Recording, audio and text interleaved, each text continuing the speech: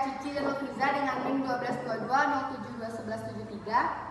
Dengan saya Anissa Urahma dengan NIM 1222072173. Dengan saya Cynthia Tilwatul Fitri dengan NIM 122072111103. Baik, kami di sini akan menjelaskan tentang pengertian dan penjelasan Syariat, fikih, dan hukum Islam. Selamat menyaksikan.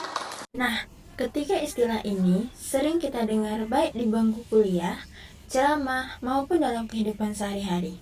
Namun, masih banyak yang menyamakan ketiganya, bahkan menganggapnya identik. Padahal, secara konsep, syariat, fikih, dan hukum Islam memiliki makna, sumber, serta fungsi yang berbeda.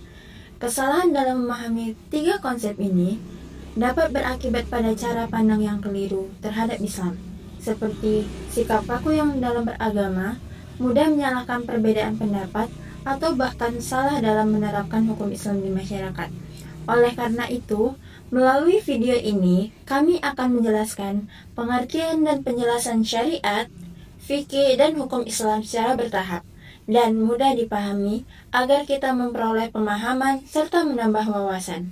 Pembahasannya akan dimulai dari apa itu syariat, kemudian apa itu fikih, dan apa itu hukum Islam. Dengarkan dan simak videonya baik-baik ya. Baiklah, saya akan menjelaskan tentang syariat Islam. Syariat Islam secara bahasa berarti jalan menuju sumber kehidupan. Makna ini menunjukkan bahwa syariat merupakan jalan hidup yang mengantarkan manusia pada keselamatan dan kebahagiaan. Secara istilah, syariat adalah seluruh ketentuan dan hukum yang ditetapkan langsung oleh Allah Subhanahu wa Ta'ala sebagai pedoman hidup manusia. Syariat bersumber dari Al-Quran dan Sunnah Nabi Muhammad SAW sehingga bersifat ilahiyah atau berasal dari Tuhan. Karena bersumber dari Allah, syariat memiliki beberapa karakter utama.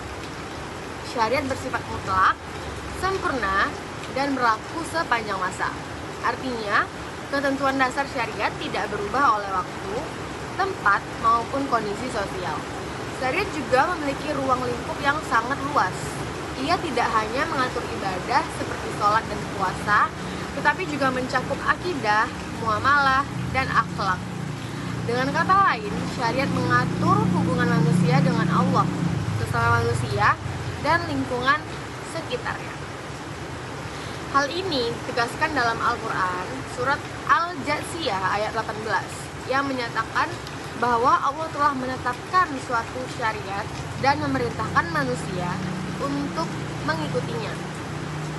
Namun, dalam praktik kehidupan sehari-hari, manusia membutuhkan pemahaman untuk menjelaskan dan menerapkan syariat tersebut. Disinilah peran fikih Islam menjadi sangat penting. Materi selanjutnya yaitu fikih Islam. Fikih Islam secara bahasa berarti memahami secara mendalam. Sedangkan secara istilah, fikih adalah hasil pemahaman dan ijtihad para ulama terhadap syariat Islam yang digali dari dalil-dalil Al-Quran dan Sunnah secara terperinci. Berbeda dengan syariat yang bersifat mutlak, fikih bersifat manusiawi karena merupakan hasil pemikiran para ulama. Oleh sebab itu, fikih memiliki sifat relatif dan dinamis, serta memungkinkan terjadinya perbedaan pendapat. Kemudian, perbedaan fikih itu dapat disebabkan oleh beberapa faktor. Satu di antaranya itu seperti perbedaan metode ijtihad, perbedaan kondisi sosial, maupun perbedaan latar belakang keilmuan para ulama. Contohnya itu dapat kita lihat dalam perbedaan tata cara ibadah, perbedaan pendapat antar mazhab, hingga hukum transaksi ekonomi modern. Al-Quran sendiri memberikan ruang bagi penggunaan akal dan pemikiran, sebagaimana disebutkan dalam surat Al-Hasyr ayat 2 yang memerintahkan manusia untuk mengambil pelajaran dan berpikir. Oleh karena itu, perbedaan fikih bukanlah bentuk perpecahan, melainkan merupakan kekayaan khazanah keilmuan Islam yang harus disikapi dengan sikap saling menghormati. Dari fikih inilah kemudian lahir hukum Islam yang diterapkan dalam kehidupan masyarakat. Hukum Islam adalah aturan atau ketentuan yang bersumber dari syariat Islam dan dirumuskan dalam bentuk fikih yang berfungsi untuk mengatur kehidupan pribadi maupun kehidupan dalam bermasyarakat. Nah, kita akan membahas apa sih sumber dari hukum Islam ini. Yang pertama adanya Al-Quran, itu sebagai sumber utama. Terus adanya Sunnah Nabi Muhammad, itu sebagai sumber penjelas. Terus adanya ijtihad yang dituangkan dalam bentuk qiyas dan ijma'. Nah, sumber-sumber inilah yang bisa menjadikan pedoman hukum Islam untuk menjawab persoalan atau permasalahan di kehidupan yang semakin berkembang ini. Nah, ruang lingkup hukum Islam ini sangatlah luas, seperti mengaturnya ibadah, puasa, sholat, muamalah, serta mengatur hubungan sosial dan ekonomi, jinayah atau aturan pidana, siasat atau tata kelola pemerintah, serta mengatur akhlak yang berkaitan dengan etika dan moral. Nah, tujuan dari hukum Islam sendiri ini adalah untuk mencari keadilan dan kemaslahatan yang biasa dikenal dengan maqasid syariah. Nah, jadi hukum Islam ini bukan untuk memberatkan, tetapi melainkan untuk melindungi dan meringankan atau menata kehidupan manusia menjadi lebih baik lagi. Sebagai kesimpulan, dapat dipahami bahwa syariat, fikih, dan hukum Islam merupakan satu kesatuan yang saling berkaitan, namun memiliki perbedaan yang jelas. Syariat adalah ketentuan dan hukum yang ditetapkan langsung oleh Allah Subhanahu wa Ta'ala sebagai pedoman hidup manusia. Syariat bersifat ilahiyah, mutlak, dan berlaku sepanjang masa, sehingga menjadi dasar utama ajaran Islam.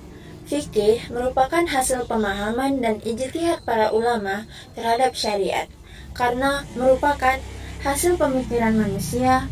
Fikih yang bersifat dinamis dan memungkinkan adanya perbedaan pendapat yang harus disikapi dengan sikap yang saling menghormati. Sementara itu, hukum Islam adalah bentuk penerapan syariat melalui fikih dalam kehidupan nyata, baik dalam aspek ibadah, sosial, ekonomi, maupun hukum kemasyarakatan. Tujuan utamanya adalah mewujudkan keadilan dan kemaslahatan bagi manusia. Dengan memahami perbedaan dan hubungan ketiganya, kita diharapkan dapat bersikap lebih bijak dalam beragama, toleran terhadap perbedaan, serta mampu menerapkan nilai Islam secara adil dan kontekstual dalam kehidupan sehari-hari. Baik, itu saja yang dapat kami sampaikan. Semoga apa yang kami sampaikan ini dapat bermanfaat bagi kita semua. Wassalamualaikum warahmatullahi wabarakatuh. Demikianlah atas materi yang kami sampaikan, semoga bisa menambah wawasan dan memberikan manfaat bagi kita semua. Terima kasih atas perhatiannya. Assalamualaikum warahmatullahi wabarakatuh. Woi, main-main.